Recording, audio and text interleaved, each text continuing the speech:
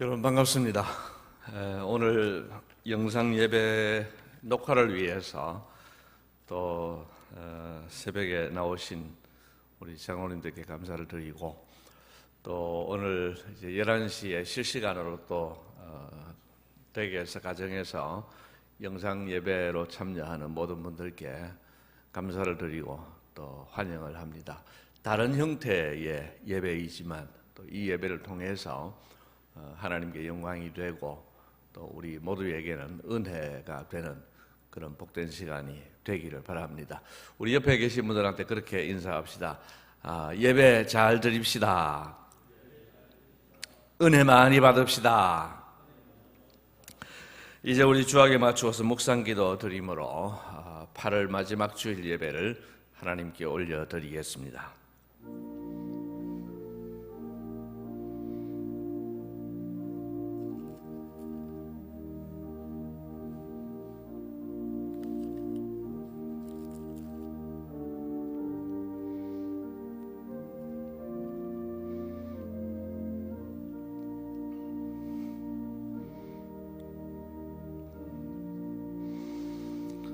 복 있는 사람은 악인들의 꾀를 따르지 아니하며 죄인들의 길에 서지 아니하며 오만한 자들의 자리에 앉지 아니하고 오직 여호와의 율법을 즐거워하여 그의 율법을 주야로 묵상하는도다. 그는 시냇가에 심은 나무가 철을 따라 열매를 맺으며 그 잎사귀가 마르지 아니함 같으니 그가 하는 모든 일이 다 형통하리로다. 아멘. 다 함께 자리에서 일어나셔서 550장 찬송을 부르시겠습니다.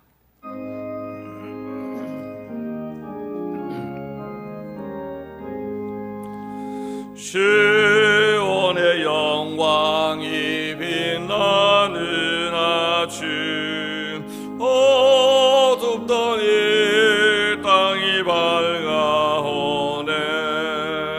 슬픔과 애통이 기쁨이 되니 시온의 영광이 비춰오네. 시온의 영광이 빛나는 아침, 매였던 종들이 돌아오네. 오래전 선지자 꿈꾸던 복을 만민이 다 같이 누리겠네. 보아라, 광야에 화초가 피고 말랐던 시냇물 흘러오네. 이 산과 저 산이 마주쳐 울려 주 예수 은총을 찬송하네. 땅들아 바다야 많은 섬들아 찬양을 주님께 드리어라. 싸움과 죄악이 가득한 땅에 찬송이 하늘에 사무치네.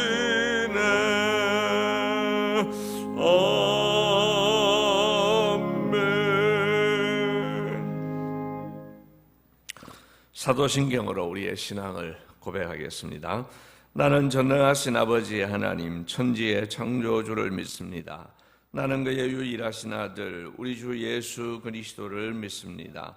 그는 성령으로 잉태되어 동정녀 마리아에게서 나시고 본디오 빌라도에게 고난을 받아 십자가에 못 박혀 죽으시고 장사된 지 사흘 만에 죽은 자 가운데서 다시 살아나셨으며 하늘에 오르시어 전능하신 아버지 하나님 우편에 앉아 계시다가 거기로부터 살아있는 자와 죽은 자를 심판하러 오십니다.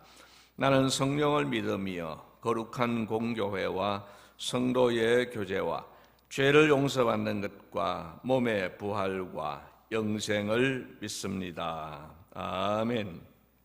다 함께 자리에 앉으셔서 주보 순서지 오른편에 기록되어 있는 교동문 제25번 시편 47편 말씀을 다 함께 교독하겠습니다.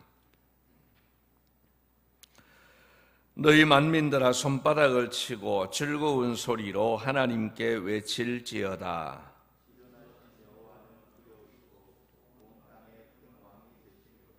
여호와께서 만민을 우리에게 나라들을 우리 발 아래에 복종하게 하시며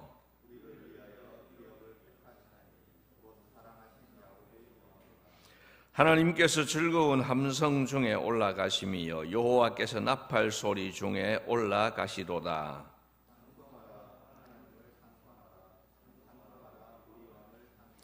하나님은 온 땅의 왕이심이라 지혜의 시로 찬송할지어다.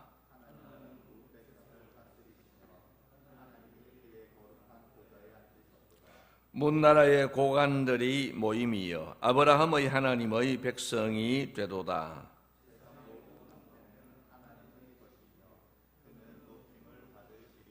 아멘. 515장 찬송을 다 함께 부르시겠습니다.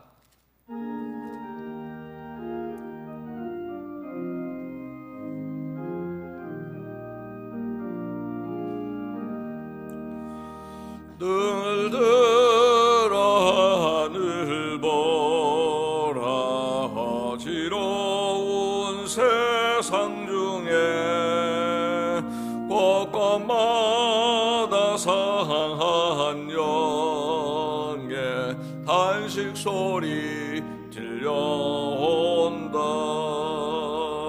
빛을 잃은 많은 사람 길을 잃고 헤매이며 당자처럼 기진하니 믿는 자여 어이할꼬.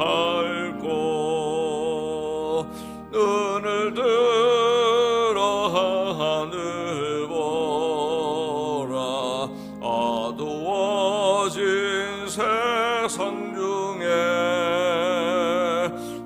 외치는 자만 것만은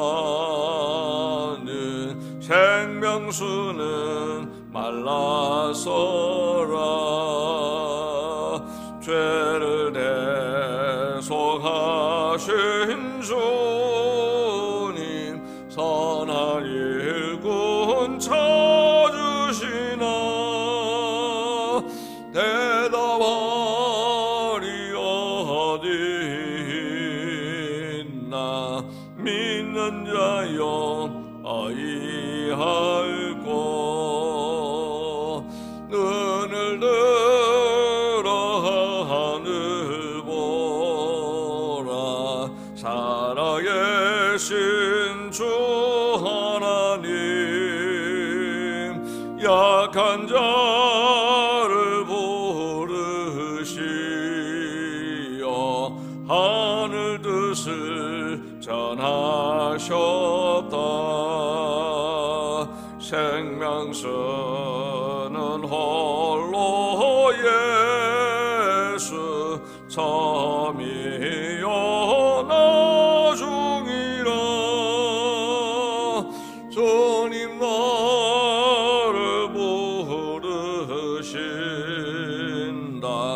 믿는 자여 어이할꼬. 눈을 들어 하늘 보라 다시 사신 그리스도. 만 백성을 사랑하사 오래 참고 기다리네.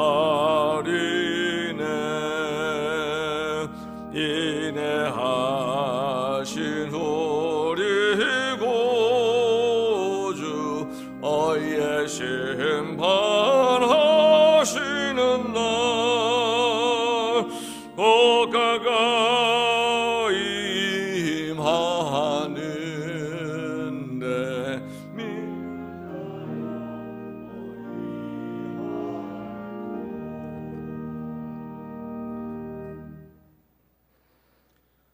자비하시고 거룩하신 아버지 하나님 감사합니다. 오늘도 저희들에게 귀한 주일을 허락하여 주셔서 감사드리며 또한 서로 얼굴을 마주보지는 못하지만 이렇게 영상으로나마 예배를 드릴 수 있게 허락하여 주신 주님께 감사를 드립니다. 비록 각자의 처소에서 떨어져 예배를 드리지만 이 예배를 통하여 주님 홀로 영광받아 주시옵고 아버지의 크신 축복이 모두에게 함께하여 주시기를 간절히 빌고 원하옵나이다. 주님, 올 한 해도 주님께서 보살펴 주시는 가운데 벌써 8월의 마지막 주일을 맞이하게 하여 주심을 감사를 드립니다. 그러나 주님, 올해 초부터 시작된 코로나19 때문에 많은 주의 자녀들이 고통 중에 있습니다. 코로나뿐만 아니라 장마와 수해, 또 더위와 태풍으로 인하여 이중고를 겪고 있는 현실입니다. 주님, 이 어려운 때에 주의 자녀들을 외면하지 마시고 이 난국을 잘 이겨낼 수 있도록 힘과 지혜와 건강을 허락하여 주시기를 간절히 빌고 원하옵나이다. 이 어려운 시기에 힘겨운들이 많사오나 걸음마다 일마다 때마다 지켜주시고 인도해 주셔서 큰일 없이 매사를 잘 감당케 하여 주시옵소서. 또한 모두가 어려운 때를 틈타 악한 마귀가 저희들의 영혼을 삼키려고 우는 사자와 같이 두루 찾아다니는 이때에 주님께서 저희들의 영혼을 지켜주시기를 간절히 빌고 원하옵나이다. 주님, 이 어려운 시기에 당국의 방역정책에 협조하지 않고 오히려 주님의 이름을 욕되게 하는 교회와 정치 목사들이 있습니다. 그들로 인하여 교회가 이단의 신천지 때보다 더 사회로부터 지탄을 받고 있는 현실입니다. 믿음으로 예배드리면 코로나에 걸리지 않는다 하는 거짓된 소문을 퍼뜨리며 대면 예배를 강행하는 교회들도 있습니다. 주님, 대면 예배와 비대면 예배 어느 것이 주님의 뜻인지 저희들은 잘 알지 못하지만 저희들의 무지로 인해 주님이 그리고 교회가 사회로부터 또한 당국으로부터 지탄받지 않게 현명한 결정을 할 수 있게 지혜를 허락하여 주시옵소서. 교회를 위하여 기도합니다. 주님의 뜻이 계셔서 이 신평 땅에 세워진 우리 하늘교회가 이 어려운 시기에 어두운 이 지역을 밝게 비치는 등대가 되게 하여 주시고 또한 이 지역의 희망이 되게 하여 주시옵소서. 그로 인하여 이 지역에 죽어가는 많은 불신 생명들을 주님께 인도하는 구원의 도피성이 되게 하여 주시기를 간절히 빌고 원하옵나이다. 오늘도 단위에서 말씀을 전하시는 사자 목사님의 입술을 주장하여 주셔서 이 어려운 시기를 살아가는 저희들에게 힘과 용기와 지혜를 줄 수 있는 하나님의 말씀이 우리 심령 가득히 내려주시기를 간절히 빌고 원하며 우리를 죄에서 구원하신 예수님의 이름으로 간절히 기도드립니다. 아멘.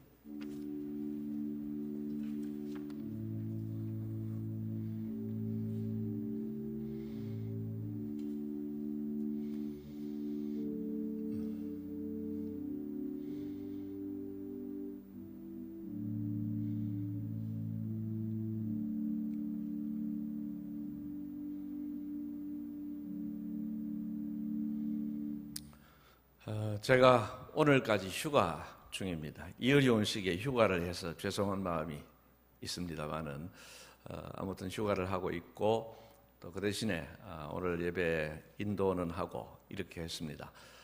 오늘 설교는 김삼열 목사님께 부탁을 드렸습니다. 우리 김삼열 목사님 나오셔서 성경 봉독하시고 또 말씀 전하실 때에 큰 은혜의 시간이 되시기를 바랍니다.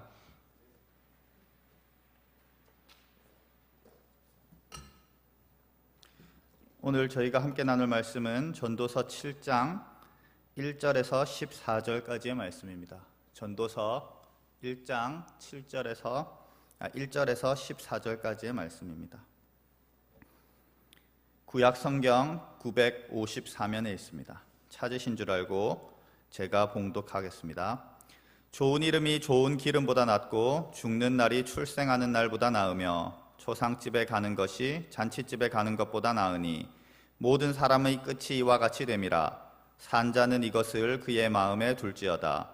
슬픔이 웃음보다 나음은 얼굴에 근심하는 것이 마음에 유익하기 때문이니라. 지혜자의 마음은 초상집에 있으되 우매한 자의 마음은 혼인집에 있느니라. 지혜로운 사람의 책망을 듣는 것이 우매한 자들의 노래를 듣는 것보다 나으니라. 우매한 자들의 웃음소리는 솔 밑에서 가시나무가 타는 소리 같으니 이것도 헛되니라. 탐욕이 지혜자를 우매하게 하고 뇌물이 사람의 명철을 망하게 하느니라.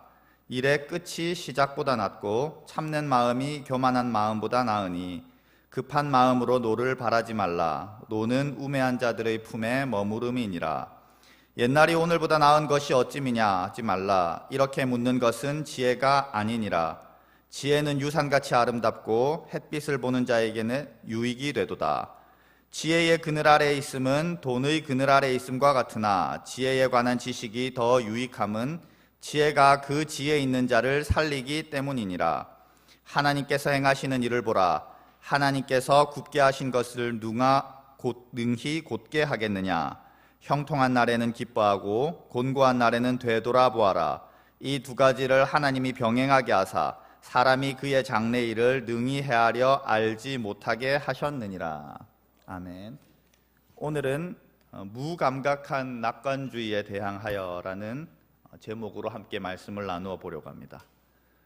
오늘 본문은 비관주의에 대해서 이야기하는 것 같습니다. 먼저 1절에서는 좋은 이름보다 좋은 기름이 낫다라고 이야기합니다. 여기서 좋은 이름은 출생을 의미합니다. 태어나면서 이름을 가지며 이 세상에 오기 때문이죠. 반면에 좋은 기름은 죽음을 의미합니다. 장사 지낼 때 시신에 바르는 기름을 이야기하고 있는 겁니다. 그러므로 좋은 기름이 좋은 이름보다 낫다라는 말은 바로 이어서 등장하는 죽음이 출생보다 낫다라는 말을 반복하고 있는 거죠. 그리고 전도자는 이어서 초상집에 가는 것이 잔치집에 가는 것보다 낫다고 이야기합니다. 이는 기뻐하는 것보다 슬퍼하는 것이 더 가치 있는 일이라고 말하는 겁니다. 이러한 주제는 3절에서도 반복됩니다. 이러한 연유로 4절에서 전도자는 다음과 같이 선포하기에 이릅니다. 초상집에 지혜자의 마음이 있으며 잔치집에 우매자의 마음이 있다고 말이죠. 전도자는 이제 슬퍼하고 죽음을 염두에 두는 것이 지혜라고 선포하는 겁니다. 그러니까 기쁠 때에도 늘 죽음과 슬픔을 염두에 두라고 이야기하는 거죠. 우리는 이 본문을 조금 더 넓은 맥락에서 읽어낼 필요가 있습니다. 전도서의 저자인 전도자는요, 1장부터 자신을 이렇게 묘사합니다. 남들이 원하는 것 다 가졌고 자신이 소원한 바를 모두 이룬 사람이라고 이야기합니다. 그리고 모두가 질투할 만큼 위대한 현재를 살고 있으며 명성이 자자하게 퍼진 자신의 찬란하고 아름다운 현재를 보고 있습니다. 그런데 뭔가가 잘못되고 있다는 감정에 직면합니다. 여기서 전도서의 출발점입니다. 그래서 지속적으로 모든 것이 허무하고 나의 삶에서 이루었던 성과들, 그리고 그것을 이루기 위해서 노력했던 몸짓들이 무의미하다고 고백하기 시작합니다. 이러한 큰 맥락에서 본문을 다시 접근해 볼 필요가 있습니다. 전도자가 죽음과 슬픔을 늘 염두에 두라고 말하는 것은요, 현재에 취하지 말라는 겁니다. 그것이 얼마나 아름답든지 간에, 위대하든지 간에, 당신이 얼마나 지금 이 순간에 만족하고 있든지 간에 말이죠, 뭔가가 잘못되고 있음을 직감하라는 겁니다. 현재를 낙관하는 행위는 지금 뭔가가 잘못되고 있다는 것에 대한 무감각이라는 거죠. 그러니 곧 다가올 죽음과 슬픔에 대해서 깊이 묵상할 필요가 있다고 가르치는 겁니다. 이러한 사상은요, 예레미야와 아모스에게까지 전달됩니다. 예레미야가 사역을 시작할 때 남유다 백성들은 여기는 하나님의 성전이니 파괴될 리 없어라는 낙관주의에 빠져 있었습니다. 하나님께서 그가 머무시는 거룩한 장소를 내버려 두실 리가 없다는 거죠. 파괴되도록 내버려 두실 리가 없다는 거죠. 그래서 괜찮다 괜찮다 하며 예레미야의 경고를 무시합니다. 그러한 유다 백성들에게 예레미야는 아니다, 곧 성전이 멸망할 것이다, 슬퍼하라고 외칩니다. 마찬가지로 아모스는 북이스라엘에게 외칩니다. 그 당시 북이스라엘은 최전성기에 있던 시절이었죠. 그러한 북이스라엘에게 아모스는 너희 지금 괜찮은 줄 알지? 그런데 아니야, 너희는 곧 망한다 라고 깨우치는 거죠. 전도자의 이러한 정신은 예레미야와 아모스를 관통하여 흐르고 있습니다. 무감각한 낙관주의에 대해서 일침을 놓고 있는 거죠. 이러한 무감각한 낙관주의에 대한 해독제로서 전도자는 슬픔을 그리고 죽음을 묵상하라고 가르칩니다. 예레미야와 아모스가 하나님의 심판을 묵상하라고 한 것과 괴를 같이 하는 거죠. 이대로가 좋아, 지금처럼만 이라고 외치는 우리의 무감각함에 대한 일갈이기도 합니다. 전도자 예레미야, 아모스, 왜 이들은 이렇게도 현재를 낙관하는 것을 참지 못합니까? 먼저 무감각한 낙관주의는 우는 자를 침묵시키기 때문입니다. 전도서 7장 이전의 맥락을 한번 쭉 읽어보십시오. 전도자는요, 학대와 고통의 현실을 부각시킵니다. 무감각한 낙관주의가 침묵시켰던 현실을 끌어올리는 겁니다. 지금 모든 것이 잘 되고 있다는 것이 거짓이라고 폭로하는 겁니다. 여기 봐라, 고통받는 자들이 있다, 학대받는 자들이 있다, 불의하게 희생당하는 이들이 있다, 이래도 지금 괜찮으냐 라고 말하는 겁니다. 우는 자들의 존재는 긍정해야만 하는 현재의 질서와 체제가 뭔가 잘못 돌아가고 있다는 것을 폭로하는 겁니다. 고통받는 자들의 울음과 절규는 새로운 질서를 갈망하게 합니다. 지켜보는 자도 그 고통을 직접 겪는 자도 함께 말입니다. 현 질서의 부조리함을 드러내고 새로운 질서가 도래해야 함을 눈물과 절규로서 선포하는 겁니다. 우는 것은 현재의 질서를 유지하려는 자들을 뒤흔드는 정치적 행위입니다. 그러한 연유로 부자와 위정자들은 우는 자들을 침묵시키기 위해서 현재를 낙관하라고 유혹하는 겁니다. 현재를 아름답게 꾸며내는 아름다운 담론들을 만들어내는 겁니다. 자신들의 이익과 영광을 보장해주는 현 체제가 흔들리기 원하지 않기 때문이죠. 아름답고 긍정적인 낙관 속에서 고통의 절규와 실제들은 희미해져 가는 법입니다. 전도자는 이러한 차원에서 우리에게 울라고 하는 겁니다. 눈물과 절규가 무감각한 낙관주의를 부서워 놓지 않으면 새로운 질서는 오지 않기 때문입니다. 고통받는 자들의 소망이 이대로 사라져 가기를 내버려 두지 말라고 이야기하는 겁니다. 이러한 전도자의 정신은 예레미야, 아모스를 넘어 예수에게까지 이릅니다. 예수께서는 산상수훈에서 이렇게 말씀하십니다. 우는 자가 위로받을 것이다. 심령이 가난한 자가 복을 받을 것이라고 말이죠. 현 질서 내에서 고통받는 이들의 눈물이, 그 비통함이 새로운 질서를 불러일으킨다는 겁니다. 우는 자와 가난한 자가 병탄받는 현실이, 그 병탄받는 현실에서 그들이 소망을 가지고 위로를 받는 현실로 대체될 것이라고 가르치는 겁니다. 눈물이 그리할 것이라는 거죠. 그렇습니다. 우는 것은 새로운 질서를 도래하게 하는 힘입니다.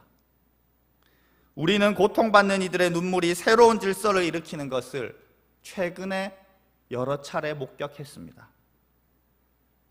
세월호 사건 희생자들의 유족들의 눈물과 절규가 당시 정권 아래 있던 질서가 어딘가 무너져 있다고 폭로했습니다. 그리고 새로운 질서를 불러왔습니다.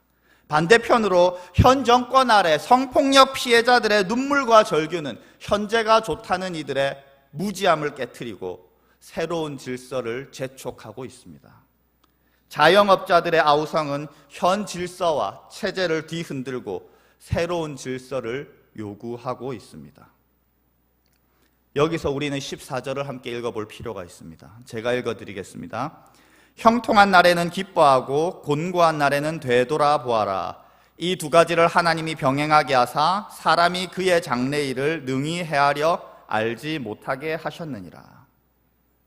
하나님께서는 기쁨과 슬픔을 교차하게 하십니다.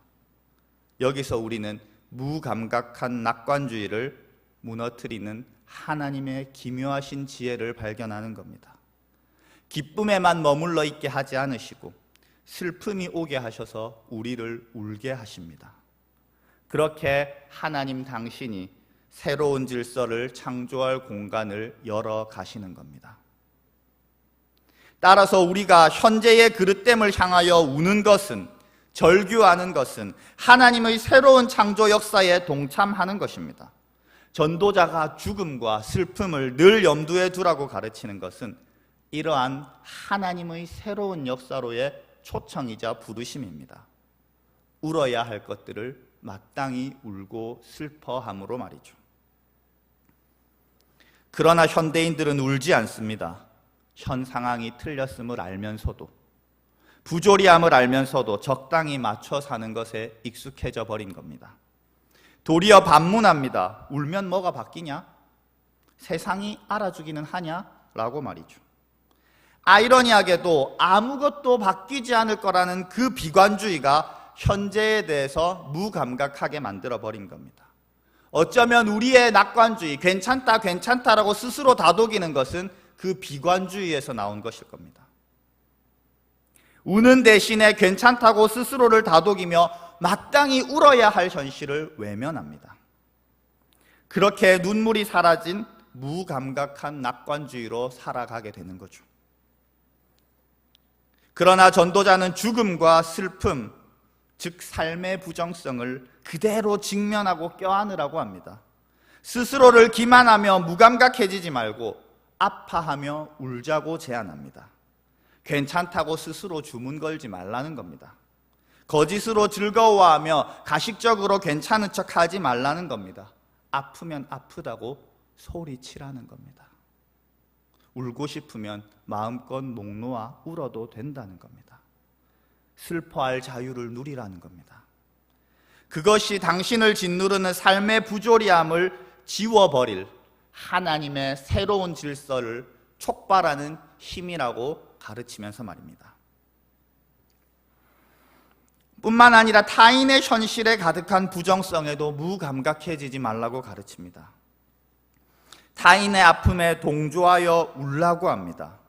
그러한 의미에서 전도자는 혼자 울라고 얘기하는 것이 아니라 초상집에 가라고 하는 거죠.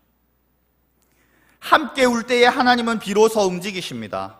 애굽 치하에서 이스라엘 백성이 함께 울며 부르짖었을 때 하나님께 그들의 기도가 닿았던 것처럼, 그래서 모세를 보내시고 그들을 구원하시고 새로운 나라와 민족, 야훼의 통치라는 새로운 질서를 세우셨던 것처럼 말이죠. 요한계시록 8장을 보면요, 참 재밌는 표현이 등장합니다. 7째 인을 떼실 때에 하늘이 반시간쯤 고요하더니, 반시간쯤 하늘이 고요했다라는 표현이 흥미롭습니다. 이에 대해서 여러 가지 해석이 있는데요, 흥미로운 해석 중 하나를 소개해드리려 합니다. 성도들이 환란이 덮쳐와 하나님께 부르짖으며 울며 기도합니다. 그때에 하나님께서는 성도들의 기도를 들으시기 위해서 하늘에 울려 퍼지던 천사들의 찬양 소리, 자신의 영광을 찬양하던 천사들의 찬양 소리를 잠시 멈추라고 하시는 겁니다. 그래서 반시즌쯤 고요했다는 거죠. 자신이 영광 받기를 중단하시면서까지 백성들의 함께 우는 기도를 듣고자 하신 겁니다. 그러나 우리는 더 이상 울지 않습니다. 함께 모여 우는 것은 더더욱 찾아볼 수 없게 되었죠. 울지 않기에 개인의 삶에도 교회에서도 아무것도 일어나지 않게 되어버린 겁니다. 그렇게 나도 여러분도 생명력을 잃어가고 있는 겁니다. 더 이상 교회에서 우는 자를 찾기 어려운 시대가 되어버렸습니다. 뿐만 아니라 누군가 아플 때 함께 모여서 울며 기도하던 우리 선배들의 아름다운 전통은 더 이상 찾아볼 수 없게 되었습니다. 말씀을 머리로만 이해하는 세대가 되어버려서, 말씀과 찬양을 평가하기에만 익숙한 세대가 되어버려서, 그렇게 머리만 잔뜩 굵어져서 애통할 줄 모르는 세대가 되어버린 겁니다. 함께 울기 위해서 서로의 아픔을 솔직하게 나누는 것이 치부를 드러내는 행위가 되어버린 세대여서, 그리고 서럽게 우는 것이 이상하게 여겨지는 세대가 되어버려서, 그렇게 함께 우는 법을 잃어버려서 하나님의 새로운 역사를 경험할 줄 모르는 세대가 되어버린 겁니다. 괜찮은 척, 아무 일도 없는 척하는 것에 익숙해져 버린 세대여서 본디 신앙생활이란 아무것도 일어나지 않는 종교생활이 되어버린 겁니다. 그렇게 종교적 형식만 남은 껍데기 신앙생활이 되어버린 거죠. 우리가 메말라가는 이유는요, 간단합니다. 열정이 없어서도 아니고요, 헌신이 없어서도 아닙니다. 경건의 습관이 없어서는 더더욱 아닙니다. 우는 법을 잊어버렸기 때문입니다. 타인의 고통에 무감각해져, 심지어 자신의 고통까지 무감각해져 고통을 두고 울지 않기 때문입니다. 형제와 함께 울지 않기 때문입니다. 자신의 고통을 체면이라는 그 핑계로 숨기기에 바빠서 형제와 함께 울며 부르짖을 시간과 공간을 모두 차단해 버렸기 때문입니다. 이러한 우리에게 필요한 것은 다름이 아니라 솔직해질 수 있는 용기입니다. 자신의 고통을 솔직하게 직면할 수 있는 용기입니다. 자신의 삶에 대하여 솔직하게 비관할 용기입니다. 내 삶이 아름답지 않다는 사실을 수용할 용기, 뭔가가 뒤틀려 있다는 그거 사실을 받아들일 수 있는 용기 말이죠. 그제서야 무감각한 낙관주의에 벗어나 울게 되는 겁니다. 뿐만 아니라 또 다른 용기가 필요합니다. 서로를 향하여 나 이렇게 아파요, 이것 때문에 힘들어요 라고 말할 수 있는 용기 말이죠. 그렇게 타인을 향하여 나와 함께 더불어 올 수 있는 시간과 공간을 열어두는 겁니다. 그렇게 내가 나를 열어 보일 때에, 그때의 타인도 용기 내어 자신을 드러내며 당신과 함께 울고 싶었던 마음을 드러낼 것입니다. 그렇게 우리는 함께 울게 되는 거죠. 하나님의 새로운 역사가 그곳에서 촉발되는 겁니다. 함께 모여 울기를 부끄러워하지 않는 용기가 이 시대에 필요하다는 겁니다. 한마디로 자신에게도 타인에게도 솔직해질 용기, 그것이 우리에게 필요한 경건이라는 거죠. 그런데 여러분, 왜 울지 않습니까? 왜 슬픔을 숨기려고만 하십니까? 왜 아프다고 말씀하지 못하십니까?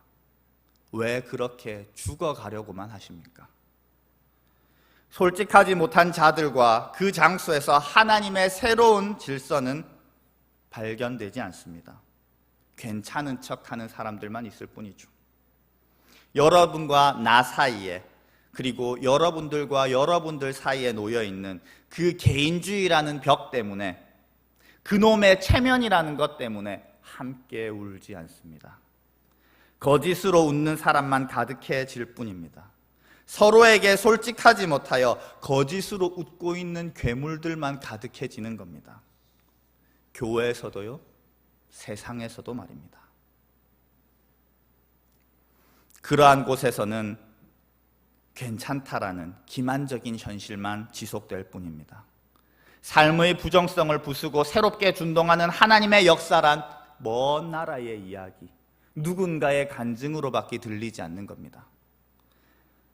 이러한 우리를 향하여 예수께서는 우리를 책망하십니다. 울어야 할 때 울지 않는 우리를 책망하십니다. 마태복음 11장 16절에서 17절을 제가 함께 읽어드리겠습니다. 이 세대를 무엇으로 비유할까? 비유하건대 아이들이 장터에 앉아 제 동물을 불러 이르되 우리가 너희를 향하여 피리를 불어도 너희가 춤추지 않고 우리가 슬피 울어도 너희가 가슴을 치지 아니하였다 함과 같도다. 이어서 전도자는 무감각한 낙관주의는 우매함이라고 표현합니다. 6절을 보시면요, 우매한 자들의 웃음소리는 솔밑에서 가시나무가 타는 소리 같으니 이것도 헛되니라. 무감각한 낙관주의자들의 운명은요, 손밑에서 가시나무가 타고 있는 것 같다는 겁니다. 마치 솥 안에 있는 개구리가 물이 뜨거워지고 있는지도 모르고 서서히 죽어가는 것처럼 말이죠. 아무렇지 않은 줄 알았는데, 괜찮다고 스스로를 다독여서 진짜 괜찮은 줄 알았는데 어느 순간 죽어버리는 운명 말입니다. 전도자는 우리에게 이러한 질문을 던지고 싶은 겁니다. 당신 정말 이대로 괜찮은 거냐고. 스스로 괜찮다 주문을 걸다가 이제 진짜 괜찮다고 착각하는 지경에 이른 건 아니냐고 묻는 겁니다. 이와 같은 우리의 무감각함을 일깨우기 위해서 필요한 것은요, 직면하는 겁니다. 내 안에 가려진 슬픔과 분노, 비탄의 감정들을 바라보는 겁니다. 그동안 부정적인 것을 가두어 두었던 사회적 외피, 도덕적 외피, 종교적 외피를 다 벗겨내고 자신을 깊이 들여다보는 훈련입니다. 함께 울기 위해서 우리에게 필요한 것도 마찬가지입니다. 타인과 세상을 깊이 들여다보는 훈련입니다. 그들이 괜찮다라 라는 그 표면적인 말 뒤에 숨겨진 아픔을 깊이 살펴보는 훈련입니다. 그렇게 섬세하게 타자와 자신을 묵상하고 돌아보는 훈련이 필요하다는 겁니다. 한마디로요, 아파할 여유조차 없는 삶을 잠시 멈추고 자신에게 마음껏 아파하고 슬퍼할 시간을 주라는 겁니다. 아파할 여유조차 없는 이들을 잠시 멈춰 세우고 한 번쯤은 목 놓아 울고 가도 된다고 따스하게 쉴 공간이 되어주는 겁니다. 여러분 숨가쁘게 달려온 인생 잠시 멈춰서 울고 간다고, 응어리 풀고 간다고 해서 뒤처지지 않습니다. 도리어 바쁘다는 핑계로, 체면이라는 핑계로 치유되지 않은 슬픔과 고통을 지고 가다 보면 어느 순간 모든 것이 한순간에 빵 하고 터져버릴 겁니다. 그때 이르면 당신의 삶은요, 감당할 수 없을 정도로 망가져 버립니다. 오늘 이 시간에 여러분에게 권면드립니다. 각자의 처소에서 당신의 삶을 돌아봅시다. 그리고 가족들과 교회의 형제 자매들을 떠올려 봅시다. 나의 상처들을 너무 오랫동안 침묵하게 만든 것은 아닌지, 내 주변에 사랑하는 이들이 오랫동안 눌러온 아픔들이 있는 것은 아닌지, 내가 무심해서 보지 못했던 것은 아닌지 생각해 보자는 겁니다. 잠잠하게 나와 그들을 묵상할 때에 하나님께서 함께 목 놓아 울 수 있는 계기들을 열어 가실 겁니다. 목 놓아 울기를 부끄러워하지 않는 용기를 부어 주실 것입니다. 그렇게 당신과 타인의 삶에 하나님의 새로운 역사가 준동하는 계기를 열어 가실 것입니다. 말씀을 맺으려 합니다. 한울교회 형제자매 여러분, 교회에서만큼은요, 괜찮은 척 하지 않아도 되는 곳입니다. 마음껏 울어도 되는 것입니다. 아니요, 같이 껴안고 펑펑 울어도 어색하지 않은 곳이어야만 합니다. 잠시 삶의 속도를 늦추고 모두가 자신의 쓰라림을 털어놓고 갈 수 있는 편안한 장소여야 합니다. 왜냐하면 하나님 나라에서, 이 교회라는 공동체에서 여러분의 슬픔과 눈물은 위대한 것이기 때문입니다. 당신이 울고 있기에 당신의 삶과 이 교회의 새로운 역사가 도래할 것이기 때문입니다. 당신의 슬픔과 눈물은 위대한 것입니다. 왜냐하면 당신의 우는 모습을 바라보며 타인도 마음 놓고 울 수 있기 때문입니다. 그렇게 함께 우는 겁니다. 우리가 형제들과 더불어 흘리는 눈물은 하나님을 건드리고 움직이게 하는 능력이기 때문입니다. 당신의 절규는 천상에 울려 퍼지는 천사의 노래보다 아름다운 것이기 때문입니다. 하나님께서는 당신을 아름답게 찬양하는 천사들의 찬송 소리와 음악 소리를 멈추실 만큼 당신의 절규가 아름다운 것이기 때문입니다. 그러므로 모든 상처들과 고통들을 그대로 껴안고 그저 목 놓아 슬퍼해야 할 때입니다. 뿐만 아니라 당신의 눈물은 하나님의 지혜입니다. 상대를 보고도 울지 않는 것은 상대의 아픔을 보지 못하는 어리석음이기 때문입니다. 상대의 괜찮아 보이는 겉모습만 바라보고 상대의 본질을 놓쳐버리는 어리석음이기 때문입니다. 세상을 보고 울지 않는 것도 마찬가지입니다. 멀쩡하게 잘 돌아가고 있는 것만 볼 뿐 그 속에 있는 고통, 부조리함을 보지 못하는 우매함이기 때문입니다. 자신을 보고 울지 않는 것도 마찬가지입니다. 자신의 본질을 보지 못한 채 스스로를 속이고 있는 것입니다. 대체 어떤 짐승과 어떤 곤충이 세상에 잠식되어 가고 있는 자기를 바라보며 울겠습니까? 그러한 자신을 바라보고 연민을 느끼겠습니까? 울지 않는 자는 모든 것이 괜찮다라고 착각하고 어쩌면 기만하는 우매한 상태입니다. 그러나 당신이 눈물을 흘리고 있다는 사실은 모든 것의 본질을 꿰뚫어 볼 하나님의 지혜를 가졌다는 증거입니다. 세상에 가득한 슬픔과 고통, 부조리함을 직시할 지혜를 가졌다는 증거입니다. 선지자들이 울었던 이유도 하나님의 지혜가 그들의 눈에 마땅히 바라보아야 할 현실을 비추어 주었기 때문입니다. 따라서 당신의 눈물과 절규는 어리석은 저들을 일깨우는 하나님의 지혜입니다. 그러므로 권면드립니다. 사랑하는 형제 자매 여러분, 여러분의 아름다움을 드러내십시오. 당신의 지혜로움을 선포하십시오. 당신의 아름다운 천상의 소리를 들려주십시오. 함께 눈물 흘리고 부르짖음으로 말이죠. 하늘교회는 여러분에게 마음껏 슬퍼할 수 있는 공간이 되어줄 것입니다. 하늘교회 목회자들, 담임 목사님을 비롯한 우리는 여러분과 함께 울어줄 사람이 될 것입니다. 당신 곁에 있는 형제와 자매들 역시 당신과 함께 울어주기를 주저하지 않을 것입니다. 그러한 아름다운 일들이 하늘교회와 여러분의 삶 속에 가득하기를 기원합니다. 잠깐 함께 기도하겠습니다. 하나님 아버지 감사합니다. 눈물이 메마른 시대를 살아가고 있습니다. 우는 법을 잃어버린 어리석은 시대를 살아가고 있습니다.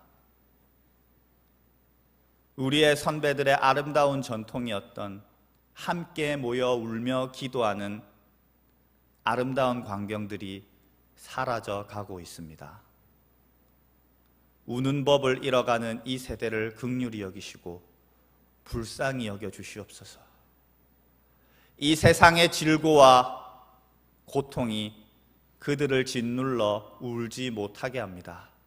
주여, 이들이 자유롭게 울 수 있는 은혜를 허락하여 주시옵소서. 하늘교회가 그러한 자유의 공간이 되게 하여 주시옵소서. 담임 목사님을 비롯한 우리 목회자들이 그러한 자유를 보여주는 통로가 되게 하여 주시옵소서. 우리 형제와 자매들이 함께 울어줄 수 있는 긍휼과 자비의 형제 자매들이 될 수 있도록 허락하여 주시옵소서.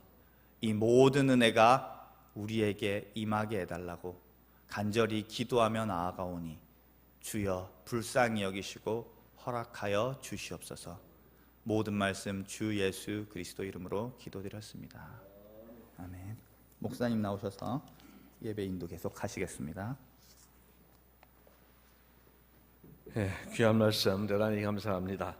주신 말씀 생각하면서 찬송가 550장을 다시 부르시겠습니다. 오늘 550장을 두 번 부르는 이유는 이 찬양을 더 강조하기 위함입니다. 550장 찬송 부르시면서 준비하신 예물을 하나님께 올려드리겠습니다.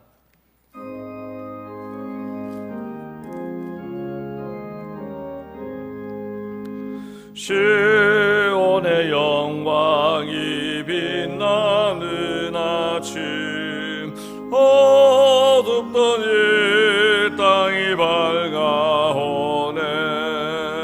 슬픔과 애통이 기쁨이 되니 시온의 영광이 비춰오네. 시온의 영광이 빛나는 아침, 매였던 종들이 돌아오네. 오래전 선지자 꿈꾸던 복을 만민이 다 같이 누리겠네. 보아라 광야에 화초가 피고 말랐던 시냇물 흘러오네. 이 산과 저 산이 마주쳐 울려 주의 순종을 찬송하네. 땅들아 바다야 많은 섬들아 찬양 주님.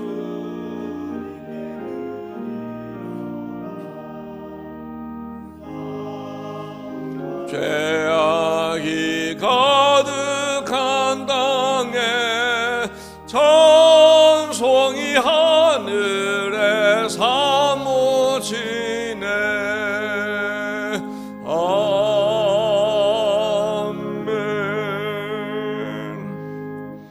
고맙습니다. 주님, 8월 마지막 주일까지 우리를 지키시고 보호해 주셔서 감사합니다.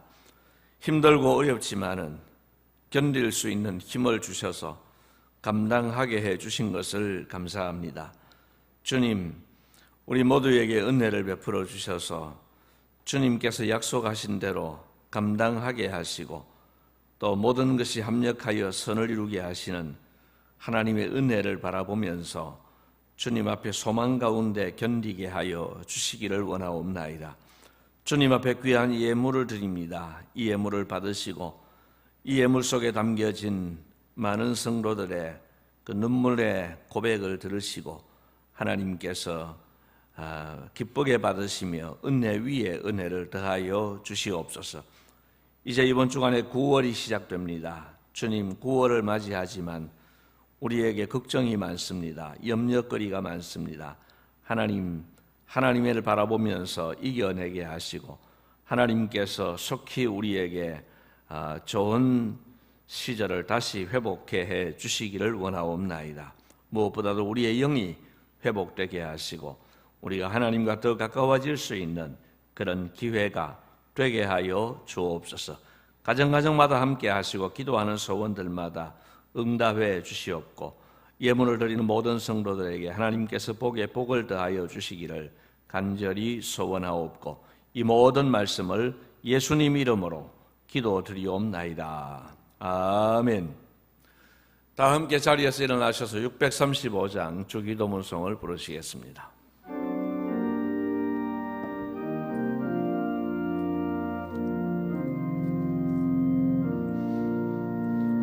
하늘에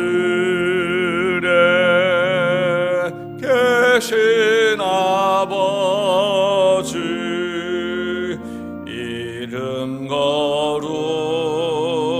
거룩하시며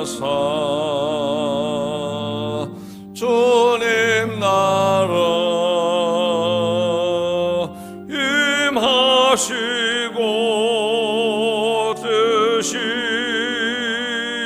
이루어지이다.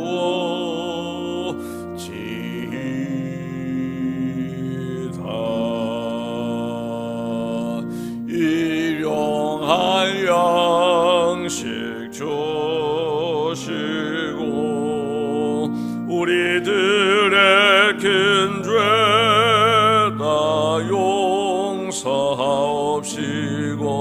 또 시험에 들게 마시고 악에서 구원하소서. 내게 주의 나라 주의 권세 주의 영광 영원히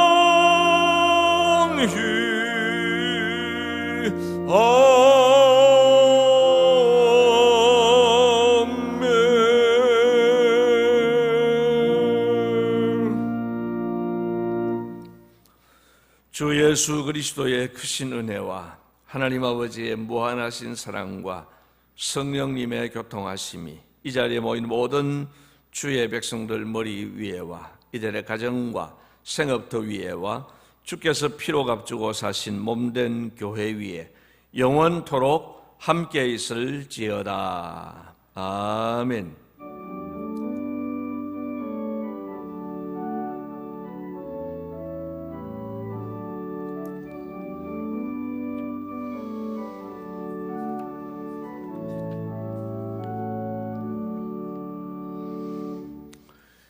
자리에 앉으시고요. 교회 소식을 말씀을 드리겠습니다. 제일 궁금한 것은 우리 모두가 예배에 관한 부분인데 사실은 우리끼리 지금 결정할 수 있는 상태가 되지를 못합니다. 그래서 정부와 또 부산시의 방침을 참고해서 또 당회가 의논해서 그렇게 여러분들의 통보를 하고 진행을 하도록 하겠습니다. 모든 예배와 교육기관 예배를 포함해서 그렇습니다. 공동의회 또한 무기한 연기를 하게 됩니다. 월삭심야기도회도 비대면으로 할지 대면으로 할지 중간에 연락을 드리도록 그렇게 하겠습니다. 윤은비 양, 윤숙근 이종숙 집사님의 딸 윤은비 양의 결혼식이 이번 주 토요일 오후에 있는데 지금 코로나19 관계로 인해서 다른 분들이 참석하기가 어려운 그런 상황이라고 합니다. 그래서 참석은 못하실 것 같고 다른 방식으로 또 축하와 격려해 주시면 감사하겠습니다. 예배 후에 우리 장로님들 앞자리로 잠시만 모일 수 있도록 그렇게 하겠습니다. 다른 광고 없으시면은 우리 옆에 계신 분들과 그렇게 인사하십시다. 실컷 우십시다. 함께 우십시다. 이 울음 가운데에서 또 하나님께서 주실 소망을 바라보면서 그렇게 우리가 우는 일에 주저하지 말고 또 함께 울면 더 좋은 하나님의 역사가 이루어질 것입니다. 우리 배회 찬송 88장 1절만 부르고 모든 예배를 마치겠습니다.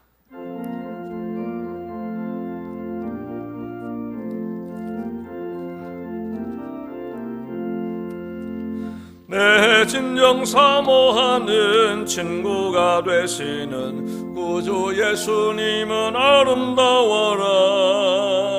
산 밑에 백합하여 빛나는 새벽별 주님 평안할 길 아주 없도다. 내 맘이 아플 적에 큰 위로 되시며 나 외로울 때 좋은 친구라. 주는 저 산 밑에 백합 빛나는 새벽별 이 땅 위에 비길 것이 없도다.